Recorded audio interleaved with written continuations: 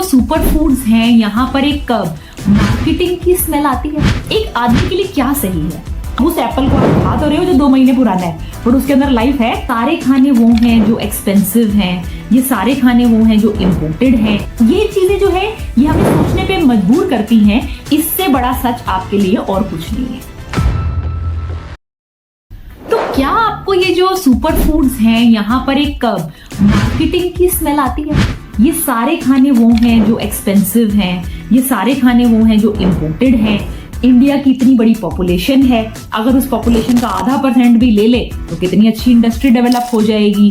तो क्या कुछ खानों को एकदम ग्लोरीफाई कर देना और जो हमारा जो लोकल फूड है, जो रीजनल फूड है, जो सीजनल फूड है, जो हमारी बॉडी कई सालों से खाती आ रही है, उसमें हेल्दी रह रही है, उसको हम एकदम डी ग्लोरीफाई कर दे, क्या ये सही होगा? आप ये चीजें जो है ये हमें सोचने पे मजबूर करती हैं कि क्या कुछ पर्टिकुलर फ्रूट्स को, कुछ पर्टिकुलर वेजिटेबल्स को हाइप करना क्या एक इंडस्ट्री का है? एक आदमी के लिए क्या सही है? आपके लिए आपकी बॉडी यहाँ एक पर्टिकुलर रीजन में रहती है, उस रीजन के 100 किलोमीटर की रेंज में जो खाना आपके लिए उग रहा है, जिस सीजन में उग रहा है, एंड देन आपको ऑफकोर्स अपना देखना अपनी लाइफ की सिचुएशन क्या है, आप बच्चे हो, बड़े हो कि ओल्ड एज में हो, उसके हिसाब से अगर आप खाना खाओगे तो जो खाना आपके लिए रीजनल, सीजनल एंड प्राइस भी विद इन रीजन है उसका, सो जिसके अंदर ये सब कुछ है वो खाना है जो आपके लिए एक्चुअली सुपर फूड का काम करेगा। खाने में तो वही है ना कि आपकी जो बॉडी एक्सेप्ट क्या करेगी, जो लोकल है, क्योंकि आपकी बॉडी के अंदर जाके जिन जूसेस ने इस खाने को डाइजेस्ट करना है, जिन बैक्टीरिया ने इन खाने को डाइजेस्ट करना है, बाहर जो खाना आपके रीजन में है वो भी सेम ट्यूनिंग है।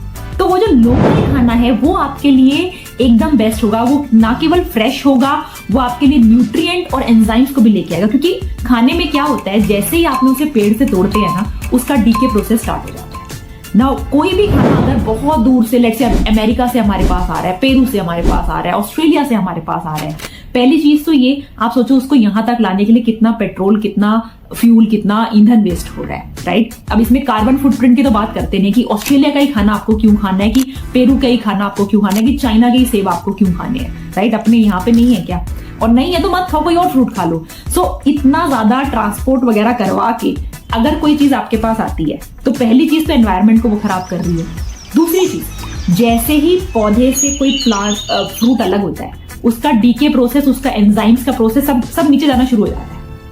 अब जितने दिन पुराना है, 2 महीने पुरानी चीज तो बेकार है एकदम। आपको लग रहा है मैं एप्पल खा रहा हूँ और वो दिख भी आपको अच्छा रहा है, क्योंकि उसके ऊपर उन्होंने अच्छे से केमिकल्स और पेस्टिसाइड्स वगैरह लगाए हैं कि वो देखने में वैसा ही रहेगा। मम्मीज को जैसे प्रिजर्व करते हैं ना, उन्होंने उसको प्रिजर्व कर लिया, लेकिन मम्मीज के अंदर लाइफ है। सेम वे अब उस एप्पल को आप खा तो रहे हो जो 2 महीने पुराना है, बट उसके अंदर लाइफ है, ये आपके लिए क्वेश्चन है। ट्रांसपोर्टेशन में जो चीज मतलब वो फ्रेश सिर्फ दिख रही है, फ्रेश है नहीं। और जितना आपको बेनिफिट फ्रेश खाना करेगा, लोकल खाना करेगा, सीजनल खाना करेगा, उतना और कोई फायदा नहीं देगा आपको। आप देखो एक ना नेचर में ना मैजिक है। कैसा मैजिक है? आप समर्स में हो, आपके पास ऑटोमेटिकली फ्रूट्स ऐसे आएंगे, आपके पास ऑटोमेटिकली वेजिटेबल्स ऐसे आते हैं जो बड़ी जल्दी डाइजेस्ट हो जाते हैं। फ्रूट्स ऐसे होंगे, डाइजेस्ट हुए, उसकी शुगर निकली और आप उसमें से अपना काम निकालिए जितना भी है। वेजिटेबल्स ऐसे आएंगे समर्स में, दूधी, कद्दू, ये सब चीजें जो बड़ी इजीली डाइजेस्ट हो जाती हैं। शायद क्योंकि समर्स में हमारा डाइजेशन जो है वो थोड़ा सा वीक हो जाता है, तो ऑटोमेटिकली आपके आसपास का एरिया उस समर्स में आपको वैसा ही खाना देगा जो आप खा के पचा सकते हो। सेम वे विंटर्स में आपके लिए हैवी खाना आ जाता है, जैसे बाजरा है, पचाने में हैवी है, न्यूट्रिएंट डेंस है लेकिन पचाने में हैवी है, वो आपके लिए विंटर्स में आता है। तो आपके एरिया में किस सीजन में क्या आता है, इससे बड़ा सच आपके लिए और कुछ नहीं है। और वो ऑटोमेटिकली ये वाला जो खाना होगा ना, ये फ्रेश तो होगा ही होगा, साथ में सस्ता भी होगा, क्योंकि ये बहुत दूर से आ ही नहीं रहा, पास पड़ोस में कहीं से है, वहीं से आ जाता है। ये एक ट्रक चलता है और आपके पास पहुंच जाता है, फ्रेश भी है, एंजाइम्स भी है एंड सस्ता भी है। तो उसको हमने सुपर फूड नहीं बोला, उसको हमने मे बी उसके किसान जो है वो इतनी मार्केटिंग नहीं कर पा रहे कि वो उसको बढ़ावा दें, बट आपके लिए तो वो सुपर फूड ही है। देन आप इसमें जितना ज्यादा ऑर्गेनिक फूड में जाएंगे उतना ज्यादा वो आपके लिए अच्छा काम करेगा। जितना हम पेस्टिसाइड, केमिकल्स, सी वो क्या होता है, आपकी बॉडी में आप टॉक्सिन्स डाल रहे हैं, फिर आधा आपकी मेहनत लगेगी उन टॉक्सिन्स को निकालने में। सी मैं अगर एक अच्छी जर्नी पे हूं, I want to make sure कि मैं नया कूड़ा तो आने से रोकूं, आप यहाँ झाड़ू लगा रहे हैं और खिड़की खुली है और नया नया आंधी भी चल रही है बाहर, लगाते रहो झाड़ू, नया नया उड़ाता रहेगा, आप लगाते रहो। यही करना है क्या आपको? पहले पुरानी खिड़की बंद करो, नए टॉक्सिन्स जितने कम जाएंगे उतना अच्छा है, उतना सफाई करना आसान हो जाएगा। नहीं तो एक तरफ आप जिम करके, योगा करके, मेडिटेशन करके सफाई कर रहे हो शरीर की, दूसरी तरफ ये गंदा खाना खा के, पेस्टिसाइड्स वाला गंदे गंदे केमिकल्स लगा के आप अपना बढ़ाते जा रहे हो टॉक्सिन ओवरलोड। तो आपकी चॉइस है आपको क्या करना है। और अगर आप सही खाने की डिमांड करोगे, ऑर्गेनिक खाना, मैं ये नहीं कह रही आप सुपर फूड्स की डिमांड करोगे, भाई मुझे ऑस्ट्रेलिया से ही लाके दो, मेरे को सेब ना, मैं चाइना का ही खाऊंगा, वो सब नहीं, बट सही खाना, ऑर्गेनिक खाने की डिमांड करो, तो वो डिमांड से क्या होगा, वो इंडस्ट्री जो है वो आगे बढ़ेगी और फिर वो चीज आपके लिए अवेलेबल भी हो जाएगी, क्योंकि कंज्यूमर अगर डिमांड करता है तो वो चीजें और नेचुरली आने भी स्टार्ट हो जाती हैं। एंड देन एक चीज जो आपको बहुत ध्यान रखनी है, खाना आपके लिए कितना भी अच्छा क्यों ना हो, लोकल हो, सीजनल हो, अपनी बॉडी के हिसाब से खाना है।